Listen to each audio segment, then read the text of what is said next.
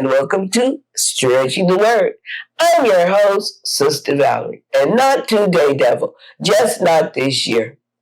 I know it's getting to be a real ordeal to have to go to the grocery store, to go get gas, to go get clothes, to go get anything. It's just gotten to be a real ordeal. Why? Because the price. You're like, oh man, I got to go to the grocery store. Do I really have to go to the grocery store? Because the last time I went to the grocery store, I came out with 2 bags and I had spent $150. Once again, it's the price. You pass by the gas station on the way, it says one price. I get it when I come back. When you come back, the gas price then went up 10 cents. Once again, it's the price.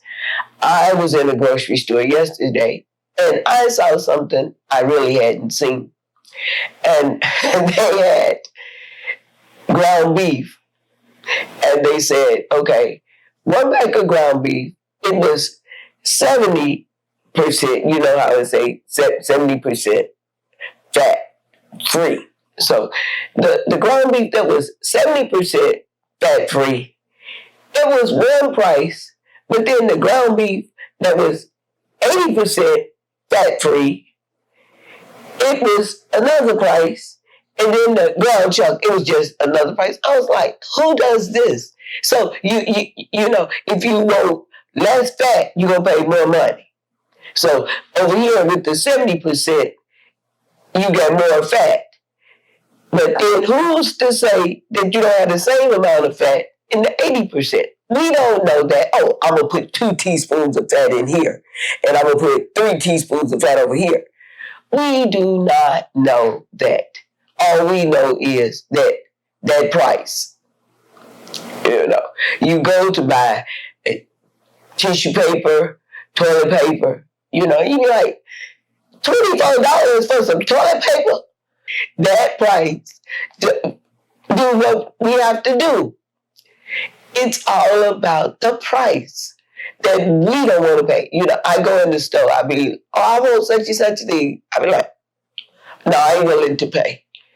I just don't be willing to pay. So I said, I might get that next week. But I don't be willing to pay that price. You know what? When it came time for Jesus to die, he didn't want to pay that price.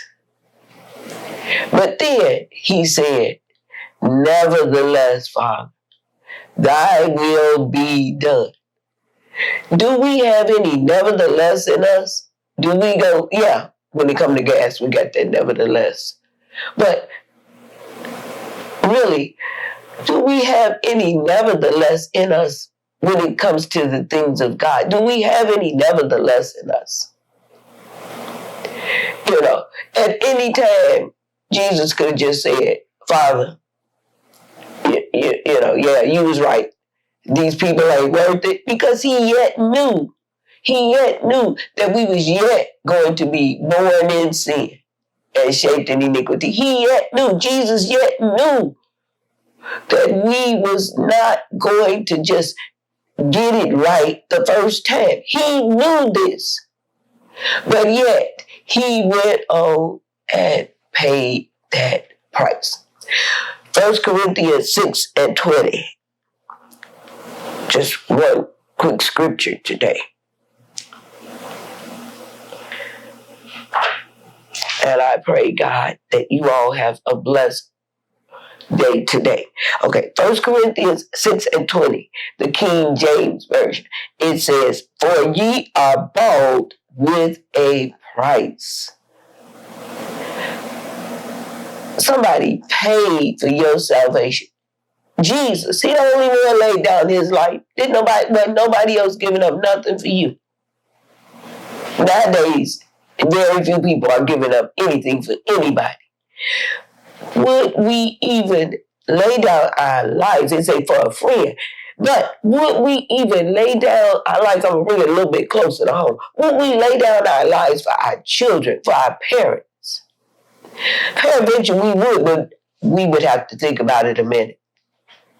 Now, here was Jesus for the whole world who knew, he already knew what he was getting into. It wasn't like, oh yeah, these people, wonderful.